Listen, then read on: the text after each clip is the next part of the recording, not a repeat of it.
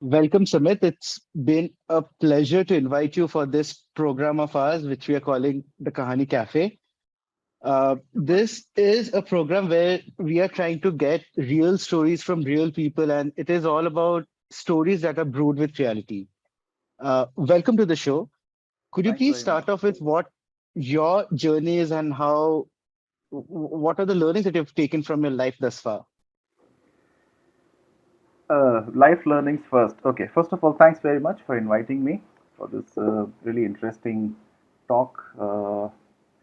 Life learning for me is simple, which part of which came in the last 10 years when I decided to quit my full time corporate job and decided to pursue what I wanted to do, which is music, and to be specific, North Indian classical music and the Drupad, the ancient style of music. Uh, and what I just realized is it's important to learn what you want to do, what you're meant to do, rather.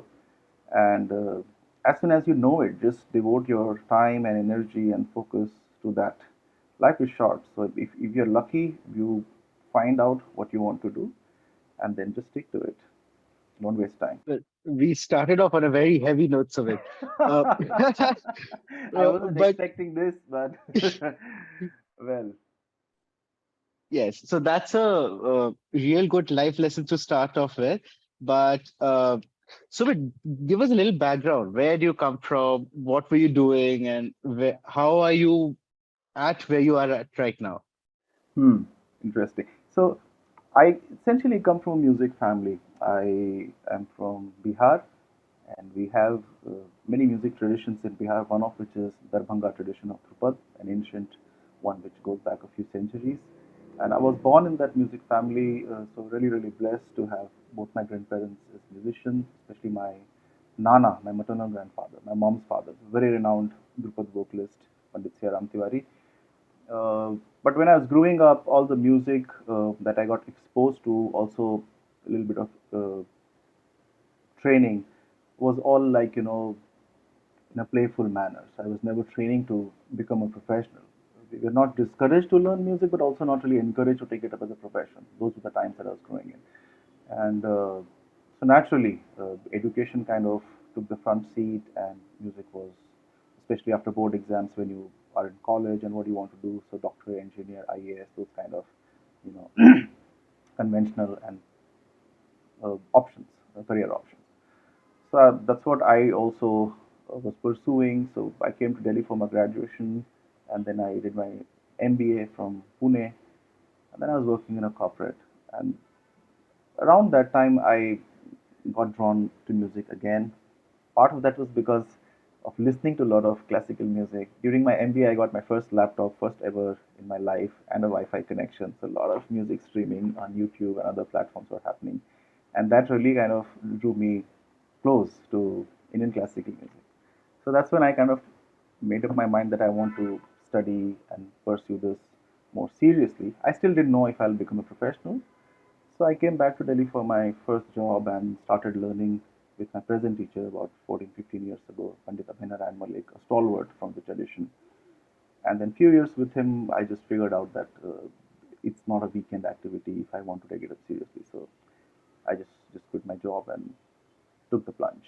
So, Sumit, it's very interesting when you shared that you started off with a traditional, conventional life path, right? Like college, MBA, and then a corporate life, and then you decided to take a plunge in, let's say, an unconventional territory, if we may, in a traditional Indian setup.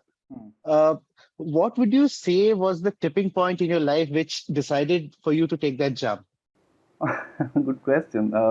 I was getting a little stuck in my musical journey, So the way I was training back, I met my teacher in Guru, I would say. I learned in the Guru Shishya Parampara, and there is a difference between teacher and a Guru, I feel. Uh, in 2007, and soon after I started with him, he accepted me. He said, "Okay, fine. I know you know your family. You have the basic requirements in terms of talent and everything musically that one should have." So it all then boils down to the hard work that you are ready to put in and patience. This is like a slow process. It takes time. So 4 to 5 years with him, it was like I would go to him on the weekends for classes. Sometimes I would just stay over 2 3 days over the weekend with him, and so the kind of progress I should have made wasn't really there, and only I was responsible for it because the kind of hard work, the kind of effort that it requires. A teacher can, or a guru can show you the path, but then eventually you have to walk. One of my guru's pet line is, I can't do riyaz even for my own son. You have to do your riyaz. That's your own.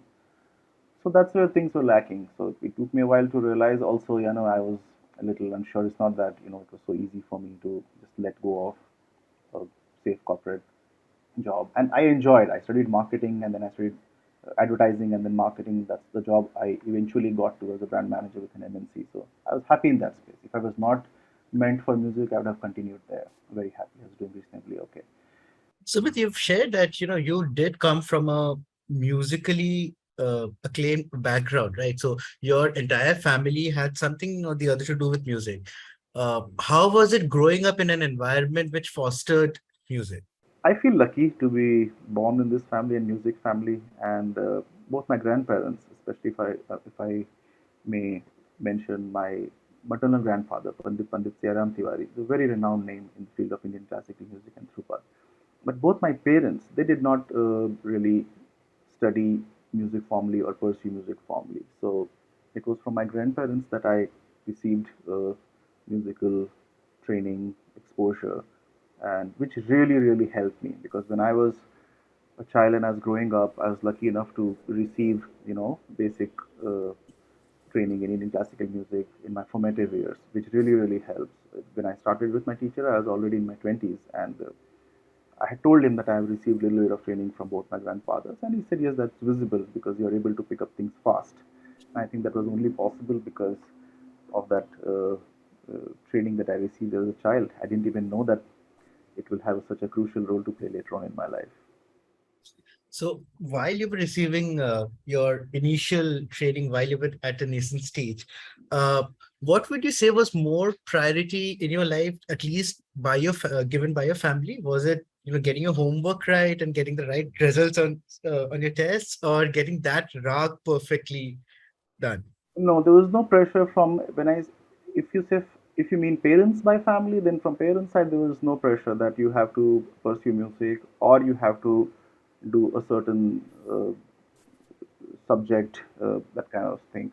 Uh, School education and later on college education was important. I mean, of course, this was understood that you have to do well academically.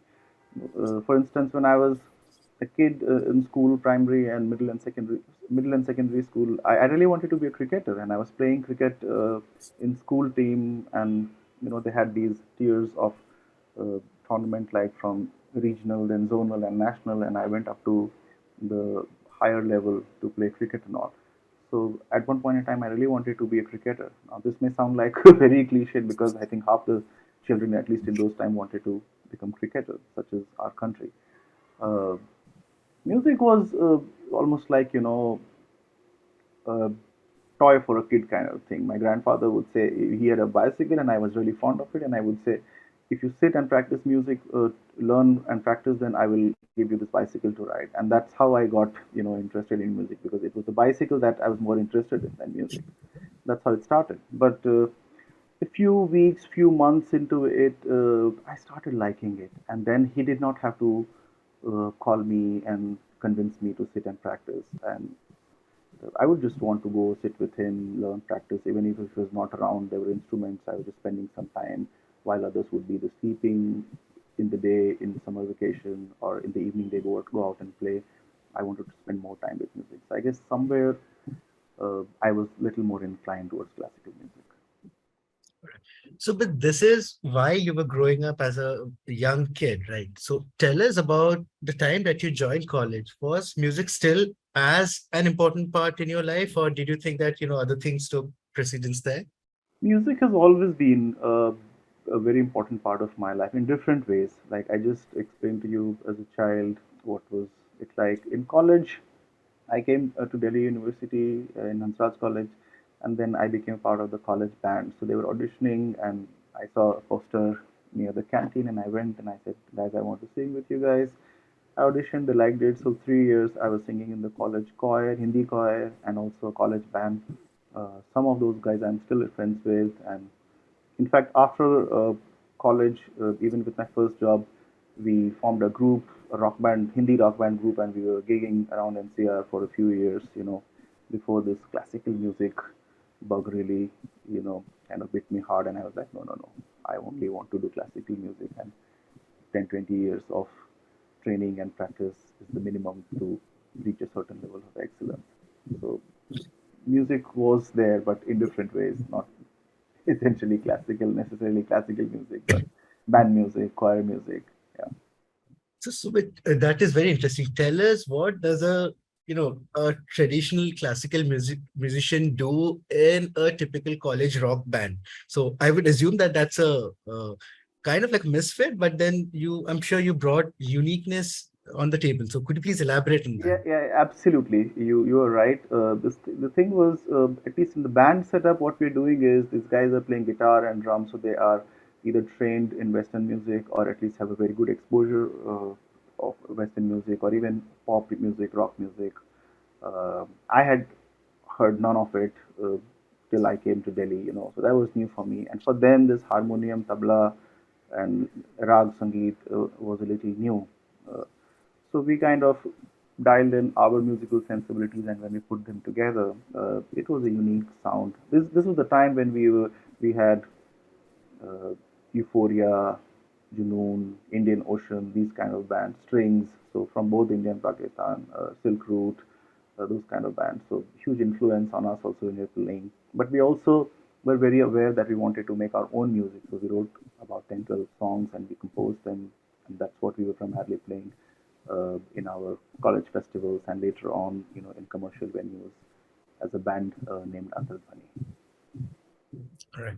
So, Sumit, there's a very famous popular band of yesteryears, the Beatles, right? Yeah. They had drawn inspiration from Pandit Ravi Shankar and used classical music in some of their songs, later albums, right? Were you ever tempted to, while you were in a college band, were you ever tempted to go on a similar line and mix a little bit here and there and then turn up something unique? We did that. I wouldn't say it was unique because a lot of people have done that before us, but it was unique in our own way. Our songs Mhm. were like they would start with a riff which is fairly Western, a guitar riff, but then the vocals would come in which had that Indian lilt in the voice and sometimes would break into a more classical piece which would have an instrumental jamming like a tarana of sorts. So yeah, it was a unique blend in our own way, but I wouldn't say it's something that has not been done before. Unique blend. Now that's a very interesting point in a conversation, because your life journey thus far has been a unique blend in itself, right? Where merge classical music to rock band music to traditional education setup. So tell us the time wherein you decided to take the jump into going into music full time. What was the reaction of people around you, especially your inner circle? I think it was about 10 years ago. I was in my job as a brand manager with a leading MNC, handling a very important portfolio, and life was very promising ahead. A career in marketing, finally. I was moving from just a job to a career in marketing, and this was also the time when I had completed for 5 years with my Guruji of training and touring with him, just accompanying him. So the duel was always going inside me that I'm doing this, but I knew deep within that this is not enough. I need to commit myself and I need to put in more, from my side. That was the only thing lacking actually. More time and effort from my side. And I had a conversation with my Guruji and I said that, I'm very frustrated. Uh, you are giving me your precious time and knowledge, and I'm doing as much as I can. It's not that I was not, but it was just impossible for me to, put in the number of hours and the quality time required to take this to a level where it should be in performing arts. And he was smiling, was listening to me, and then I said, I'm thinking that maybe I'll quit my job and take the plunge and do this full time. And he said, okay, I'm glad that you were thinking like this and you have come to this decision. So you are a grown up adult. You need to figure out the pros and cons and how you're going to navigate uh, further ahead in your life. But yes, I mean, this is going to require, if you want to become a professional, it's going to require way more rigorous effort than what you're putting in right now. So that was it. I planned for a year in 2013. I quit my job and a little bit of freelancing, dabbling into a few things related to marketing, sometimes music also. And yeah, then it just kind of, I found my own way. Very honestly, I did not really plan it out so well. So it just happened, very organically. Friends, family were supportive. Initially, family was a little shocked, I would say, and I think that came more from the concern than anything else. I mean, everybody's their family, they're a well wisher, they want you to do well in life, and doing well sometimes can be just being financially secure also.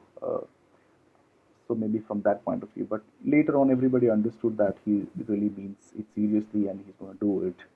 Uh, so, and then they were also seeing the results. So now everybody's happy.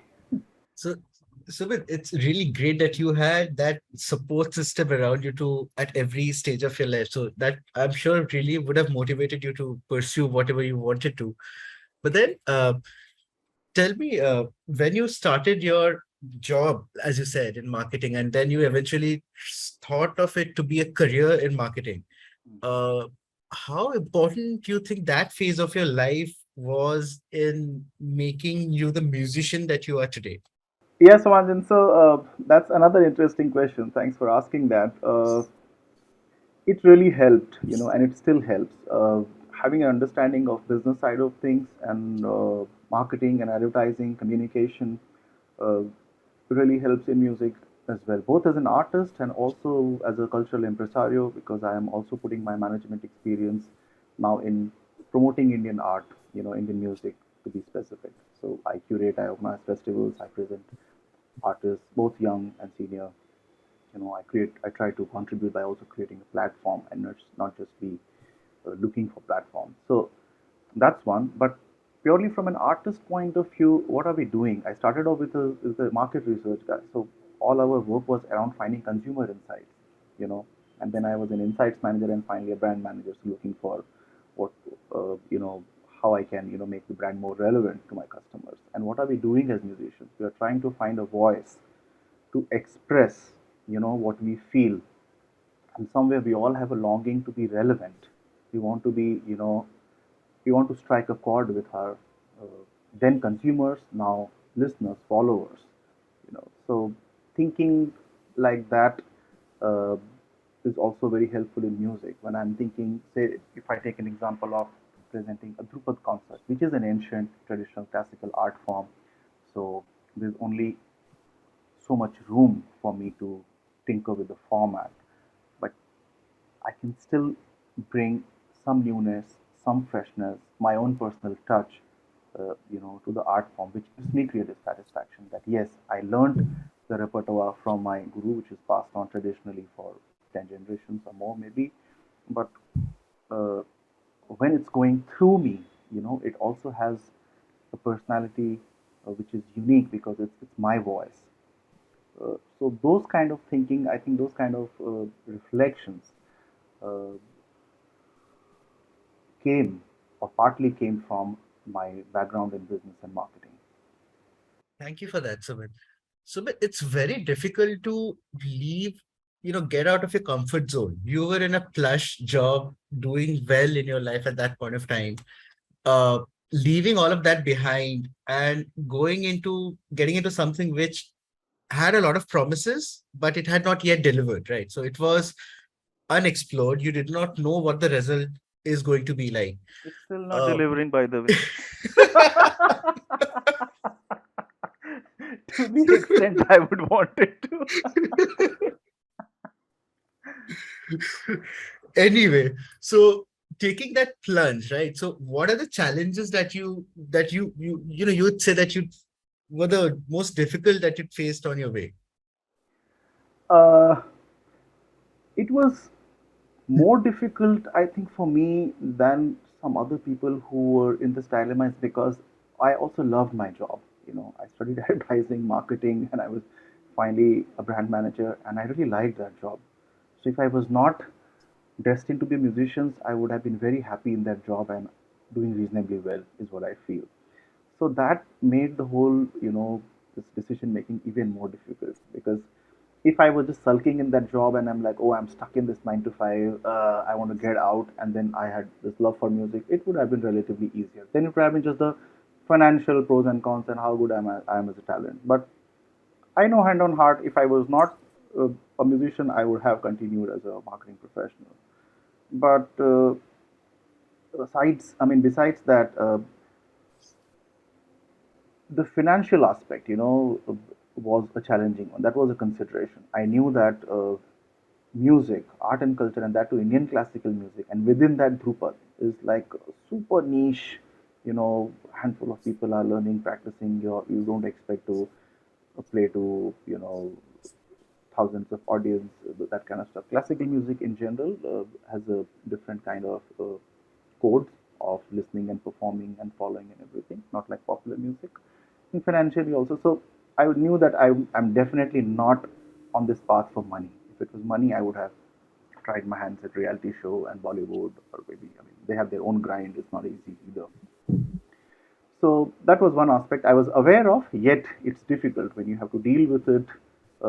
You can only plan so much, and then life unfolds beyond what you have planned. So all those things were there. Lucky to have a very supportive family on that front, from parents to siblings, and for the last 10 years, my wife have like my back, the tremendous support. So that really helps. Besides that, also the fact that you have to juggle a few roles. So first few years, first 5 years, I was also freelancing a little bit, doing some projects here and there to make ends meet, make some money. But then I had more time and flexibility to practice more, learn more, go deeper into my music. So that phase was also interesting, but it requires you to switch on, switch off. So there are multiple hats, in quick succession. That was also a bit of a challenge, because you are in your riyas for an hour or two, and you have gone deep into this musical space, and then silence also, and then you have a meeting lined up half an hour later. So physically you are there, but mentally you are not there. You are somewhere else, and that also started kind of pulling me apart a little. And then music just found its own way. It's a demanding discipline, classical music, performing art, and if you're really true to it and true to your potential, then there are no two ways than go full time. They say a lifetime is not enough. I'm starting to realize and believe in that. So if I've got it right, you were content with the job that you had, the marketing job that you had. You were happy. You were doing pretty well, right? Yep. It is often easy in life to move on when you're not happy, when you know that this is not for you. But it is very, very difficult to move on when you know that this is something that I'm really happy at, and I'm going to something which might not give me the same level of happiness, but I still want to pursue. So, what would you say was the happiest moment of your life in your journey thus far? Happiest moment in music is not one. It's difficult for me to single out.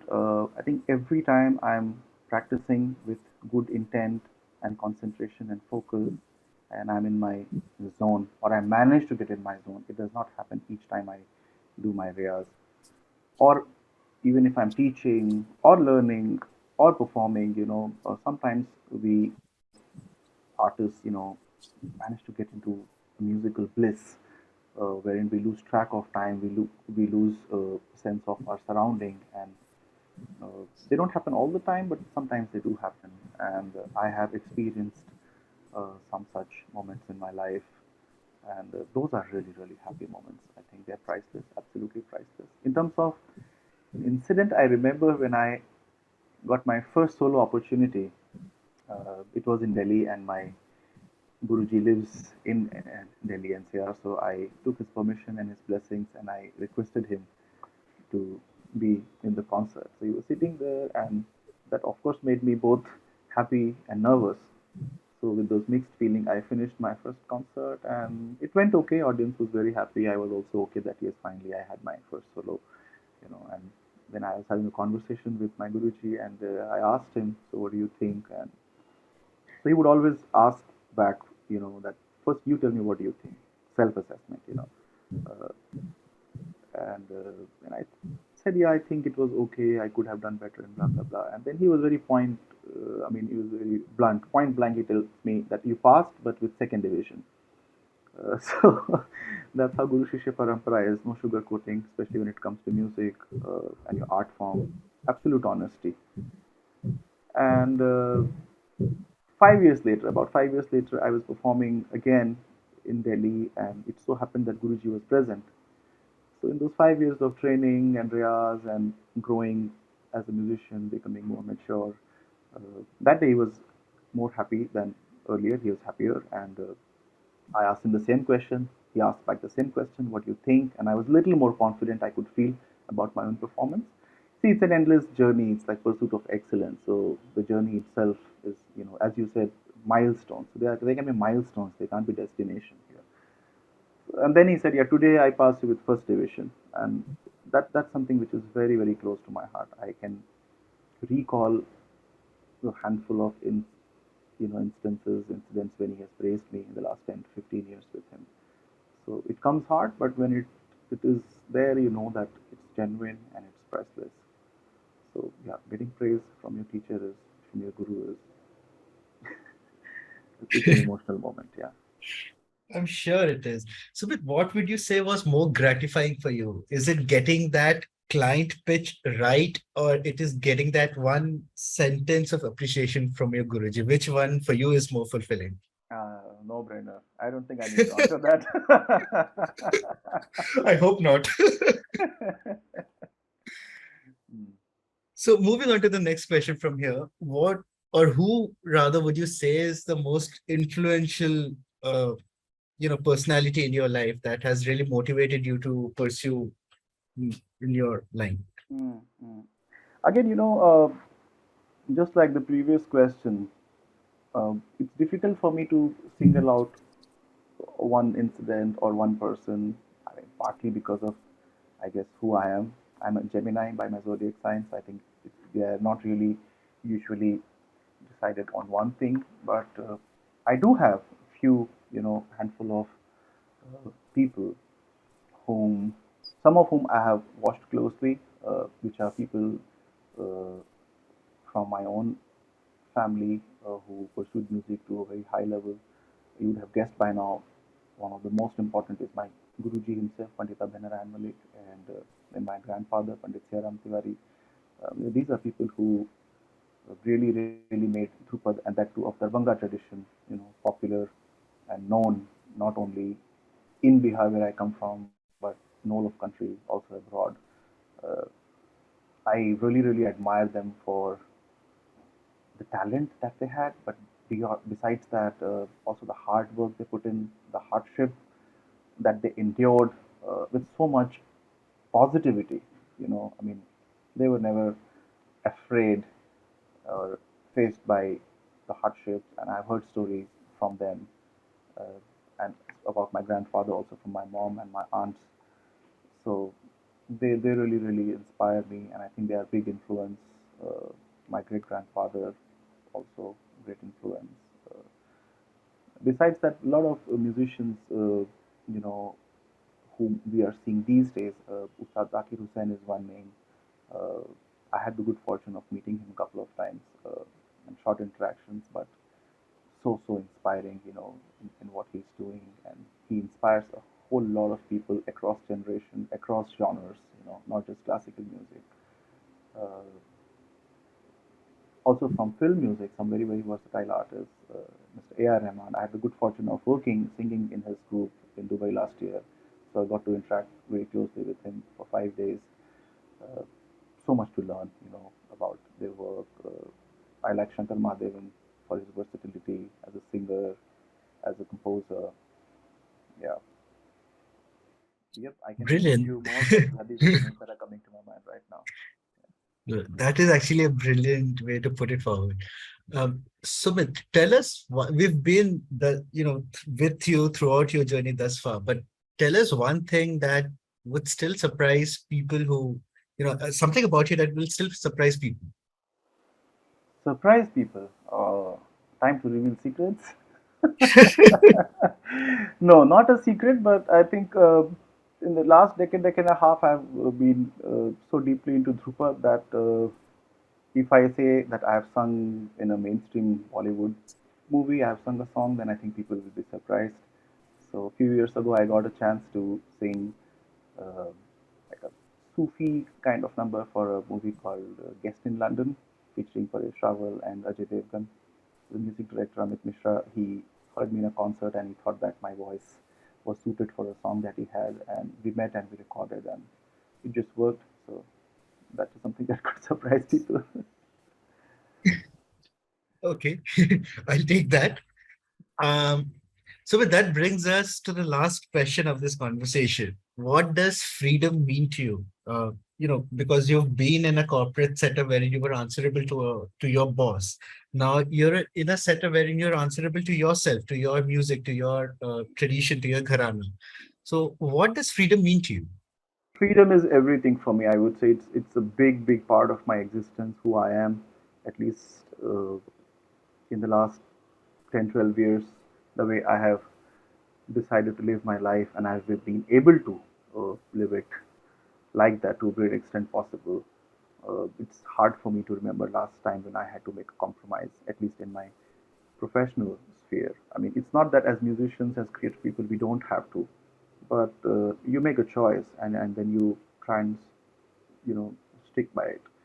So I think it really shapes my creative expression when I'm doing things that I really want to do, I like to do, and I'm not doing just for money. Of course, financial part is an important consideration too. We all have to earn money and financially safeguard us, but it's the priority that matters. I mean, as long as music and creative satisfaction is on top for me, okay, money is a byproduct, it'll come and go. I'm happy, and the fact that I'm able to exercise that, I have the choice, I have the freedom, I have the independence. It really means a lot. So I think it's really important. I mean, I cannot go on over emphasizing how important that freedom is, to be able to express yourself. What you feel about your art form, about maybe some issues, some pressing issues around. It need not just be an abstract form, classical music, but also some relatable issues around us, be it something as fundamental as clean air, drinking water, health, education, law and order, safety, for people, where we are headed as a nation, as a planet, as humanity. I mean, all those things. I mean, they are all in a way linked to expression of freedom. Wonderful. I know I said that this is going to be the last question, but Subir, I'm in no mood to let you go off so easily. So here's one more last question for you.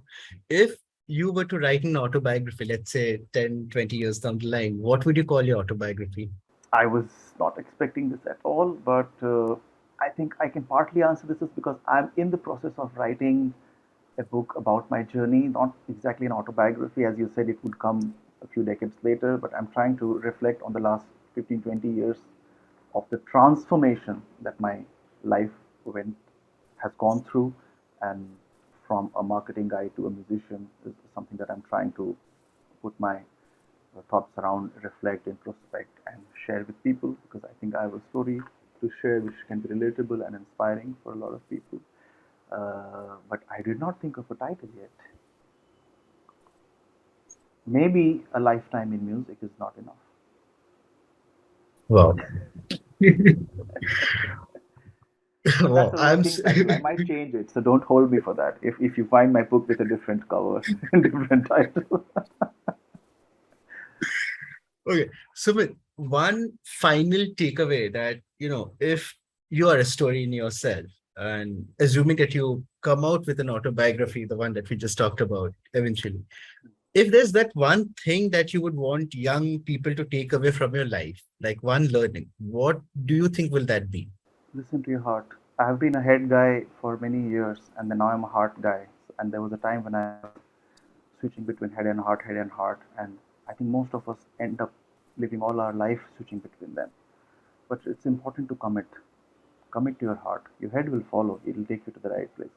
Listen to your heart. Thank you so much, Sumit. It was a pleasure having you with us. From making brand plans at the age of 25 in an office in Gurgaon to singing for the one and only A.R. Rahman in Dubai 10 years later. If that's the kind of story you're interested in, tune into Kahani Cafe. I am Sumeet.